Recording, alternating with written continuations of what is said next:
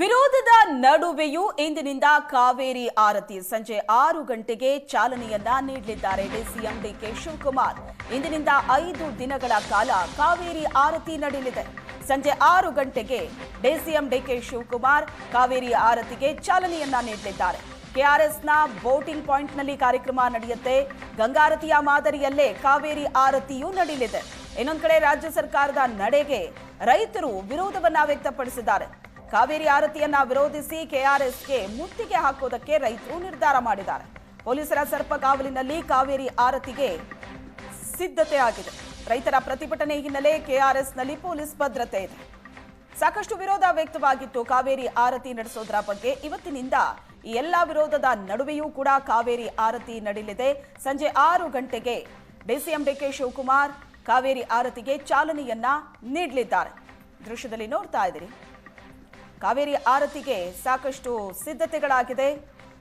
ಕೆಆರ್ಎಸ್ನ boating ಪಾಯಿಂಟ್ನಲ್ಲಿ ಕಾರ್ಯಕ್ರಮ ನಡೆಯುತ್ತೆ. ಗಂಗಾರತಿಯ ಮಾದರಿಯಲ್ಲೇ ಕಾವೇರಿ ಆರತಿ ನಡೆಯಲಿದೆ. ಇನ್ನೊಂದು ಕಡೆ ರಾಜ್ಯ ಸರ್ಕಾರದ ನಡೆಗೆ ರೈತರು ವಿರೋಧವನ್ನ ವ್ಯಕ್ತಪಡಿಸ್ತಾ ಇರೋದು, ಆಕ್ರೋಶ ವ್ಯಕ್ತವಾಗ್ತಾ ಇದೆ. ಕೆಆರ್ಎಸ್ ಮುತ್ತಿಗೆ ಹಾಕೋದಕ್ಕೆ ರೈತರು ನಿರ್ಧಾರ ಮಾಡಿದ್ದಾರೆ. ಕಾವೇರಿ ಆರತಿಯನ್ನ ವಿರೋಧ ಮಾಡಿ ಪೊಲೀಸರ ಸರ್ಪಗಾವಲಿನಲ್ಲೇ ಕಾವೇರಿ ಆರತಿಗೆ ಸರ್ಕಾರ ರೆಡಿಯಾಗಿದೆ. ಬಣ್ಣ ಬಣ್ಣದ ದೀಪಾಲಂಕಾರ ಅದ್ದೂರಿಯಾಗಿ ಸಿಂಗಾರಗೊಂಡಿದೆ ಕಾವೇರಿ ಆರತಿ ನಡೆಯುವಂತ ಜಾಗ. ಚುನಾಯಿತರು ಉಪಮುಖ್ಯಮಂತ್ರಿಗಳು ರಾಜ್ಯದ ಜನರನ್ನ ಹಿತ ಕಾದು ಅಭಿವೃದ್ಧಿ ಕೆಲಸವನ್ನು ಮಾಡಲಿ. ಯಾರು ಬೇಡ ಅಂತಾರೆ? ಕಟ್ಟೆಯಿಂದ ಹರಿದೋಗೋ ನೀರು ಕೊನೆ ಭಾಗಕ್ಕೆ ತಲುಪುವಂಗೆ ನಾಲೆ ಕೆಲಸ ಮಾಡಿಸ್ಲಿ, ಎಲ್ಲ ಶುದ್ಧೀಕರಣ ಮಾಡಲಿ, ದುರಸ್ತಿ ಮಾಡಲಿ. ಈಗಲೂ ಕೂಡ ಕೊನೆಗೂ ನೀರು ತಲುಪಿಲ್ಲ ಅನ್ನೋದು ದುರಂತ ಅಲ್ವಾ?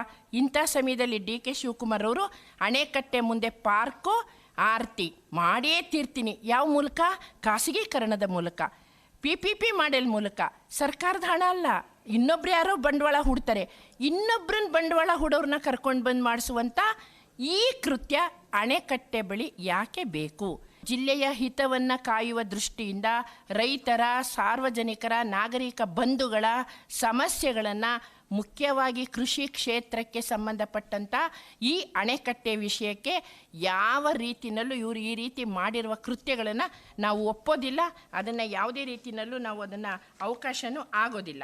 ಮಧ್ಯಂತರ ಆದೇಶವನ್ನು ನಾವು ಇಟ್ಕೊಂಡೇ ನಾವು ಇದನ್ನು ತೀವ್ರವಾಗಿ ಖಂಡಿಸ್ತಾ ಇದ್ದೀವಿ. ಮುಂದೆ ಅದಕ್ಕೆ ಕಾನೂನು ವ್ಯಾಪ್ತಿಯಲ್ಲಿ ಏನಾಗಬೇಕೋ ಅದು ಸಂಬಂಧಪಟ್ಟವರು ಅನುಭವಿಸ್ತಾರೆ.